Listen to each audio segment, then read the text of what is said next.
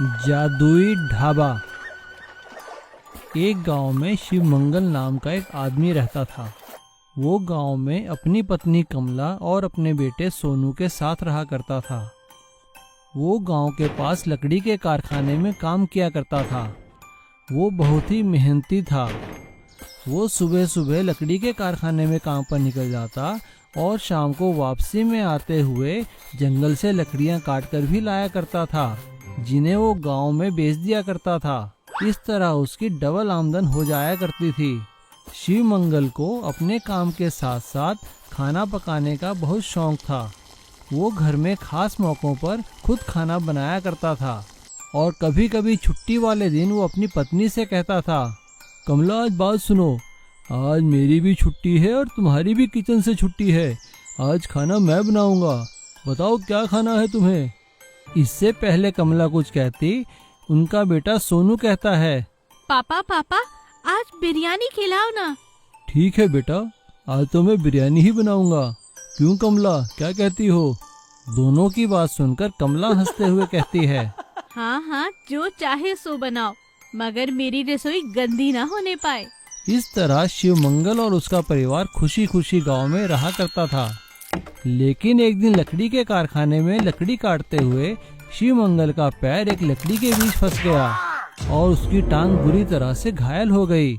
Hospital में उसकी जान बचाने के लिए उसकी टांग को काटना पड़ा। टांग काटे जाने के बाद शिव मंगलम मेहनत का काम नहीं कर सकता था। इस तरह से उन सबके आगे अब रोजी रोटी के लाले पड़ गए। तभी एक दिन शिव मंगल का दोस्त राम कुमार उससे मिलने आया। अरे दोस्त शिव मंगल, ये क्या कहे टूट पड़ा भाई। क्या बताऊं राम कुमार, किस्मत ने ऐसा खेल खेला है कि अब अंधकार ही अंधकार दिखाई देता है। तभी शिव मंगल की पत्नी राम कुमार के लिए खाना लेकर आई। राम कुमार ने खाना खाकर कहा, अरे वाह भाभी, बड़ा स्वाद खाना बनाया है।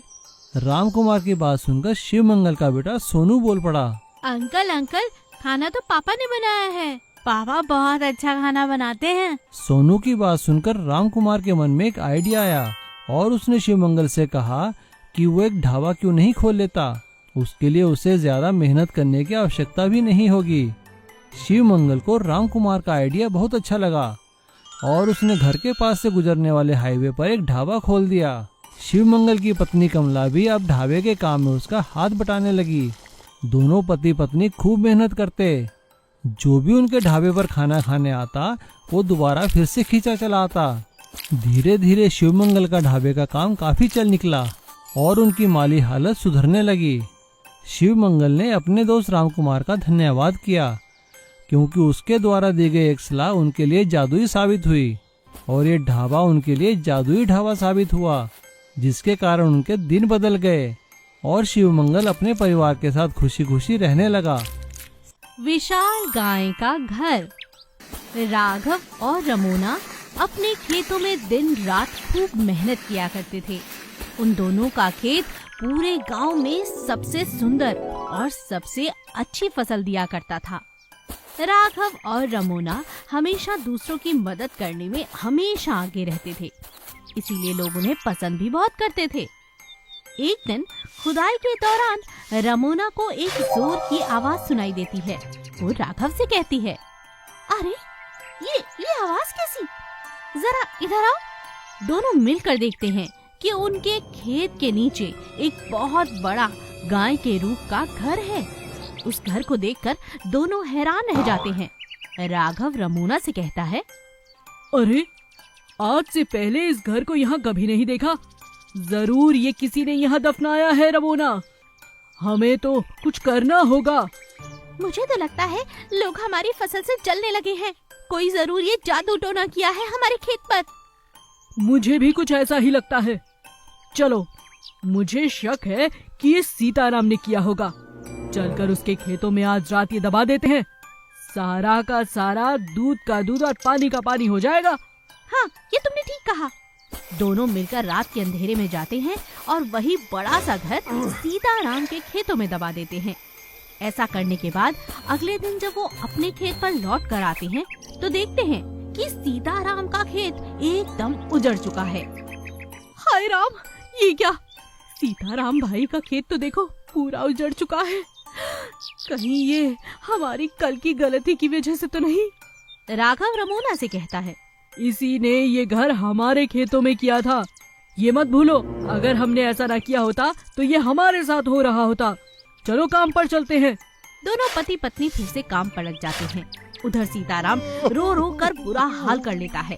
हाय राम, ये मेरे साथ क्या हो गया?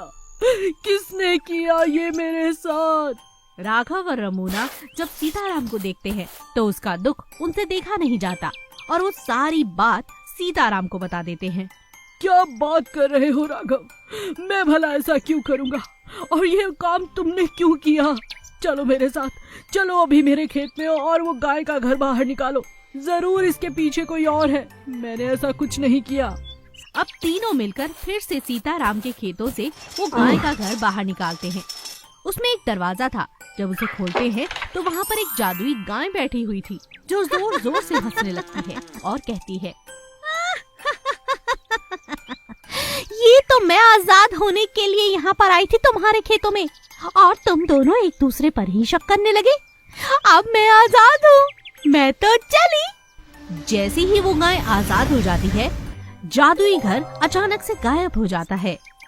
सीताराम राघव को देखता है और राघव सीताराम से माफी मांगता है। दोस्त, मुझे माफ कर दो, तुम पर शक किया मैंने। न जाने ये जादुई गाय और ये घर कहाँ से आ गए थे। तुम तो जानते हो मैं किसी का बुरा नहीं करता, मगर आज मुझसे भी गलती हो ही गई। सीताराम राघव को माफ कर देता है और एक बार फिर से राघव और सीताराम अपने अपने खेतों में फिर से मेहनत पर लग जाते हैं और खुशी खुशी जीवन जीने लगते हैं। छगन और मगन बहुत ही शातिर ठग थे। वे दोनों इकट्ठे मिलकर लोगों को ठगा करते थे। वो दोनों बातें करने में इतने माहिर थे कि कोई भी इंसान उनकी बातों में आकर ठगा जाता था। अरे काका राम राम। अरे राम राम भाई, कौन हो, पहचाना नहीं? अरे काका, हम तुम्हारे जग्गू दादा के भग्गू भैया के बेटे हैं और पिताजी ने हमें तुम्हारे पास पैसे देने के लिए भेजा है। क्या कहा, पैसे? हाँ काका, ये लो पैसे और इस पर साइन कर दो ताकि हम पिताजी को दिखा सकें। और इस तरह से एक बुजुर्ग इंसान उनकी बातों में आकर उनके द्वारा दिए गए पेपर पर साइन कर देता है। वे दोनों उसे 10,000 रुपये देते हैं, लेकिन बदले में उसकी लाखों की जायदाद अपने नाम करवा लेते हैं और बाद में वो जायदाद एक फैक्ट्री मालिक को बेच देते हैं। जब उस बुजुर्ग को पता चलता है तो वो सिर पीटकर बैठ जाता है और इधर खरीदने वाला भी परेशान हो जाता है। लेकिन तब तक बहुत देर हो चुकी थी। वो दोनों उस गांव से भाग जाते हैं और शहर में जाकर एक होटल वाले को ठगने की सोचते हैं। छगन बहुत अच्छा खाना बनाता था तो इसलिए होटल मालिक उसे एक कुक की तरह नौकरी दे देता है और मगन वहाँ पे वेटर का काम करने लगता है। लेकिन इससे पहले कि वो होटल मालिक को ठग सके, एक पुलिस इंस्पेक्टर वहाँ पे खाना खाने आता है तो वो दोनों को पहचान जाता है।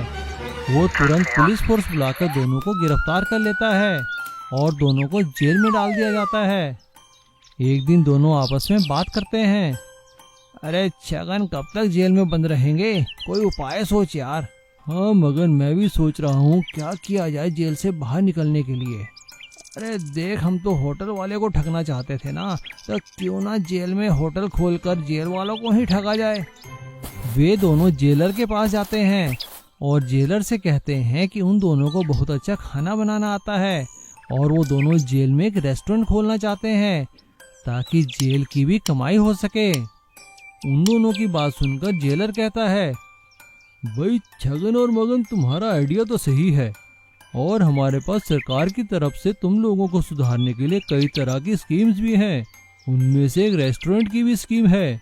मैं तुम दोनों को जेल में रेस्टोरेंट खोलने की परमिशन देता हूँ, लेकिन देखो कोई हेरा फेरी नहीं, कोई ठगी नहीं। अरे नहीं जेलर साहब, अब हमने ठगी छोड़ दी है। हम तो बस अब एक साधारण इंसान बन के जेल की सेवा करना चाहते हैं। जेलर सरकार के कैदी सुधार कार्यक्रम के अंतर्गत जेल में रेस्टोरेंट खोलने की परमिशन दे देता है। छगन और मगन बहुत स्वादिष्ट खाना बनाने लगते हैं। सभी उनके खाने की तारीफ करते हैं और जेल को बाहर से भी खाने की ऑर्डर मिलने लगते हैं। लेकिन एक दिन छगन और मगन अपनी स्कीम के अंतर्गत सामान लाने वाले व्यक्ति को पैसे देकर बाहर से नशे की दवा मंगा लेते हैं और जेल में दावत के बहाने खाने में वो दवा मिला देते हैं। लेकिन उसी दावत में शामिल होने जेलर का दोस्त इंस्पेक्टर विजय सिंह भी आता है, जिसे उन दोनों पर शक हो जाता है और वो खाना खाने का नाटक करता है और देखता है कि सभी के सभी बेहोश हो चुके थे। वो भी बेहोश होने का नाटक करता है और जैसे ही छगन और मगन जेल से भागने लगते हैं तभी वो वायरलेस से पुलिस फोर्स बुलाकर उन्हें पकड़वा देता है और उन दोनों को अलग अलग जेलों में बंद कर दिया जाता है ताकि दोनों मिलकर किसी और को ना ठग सकें।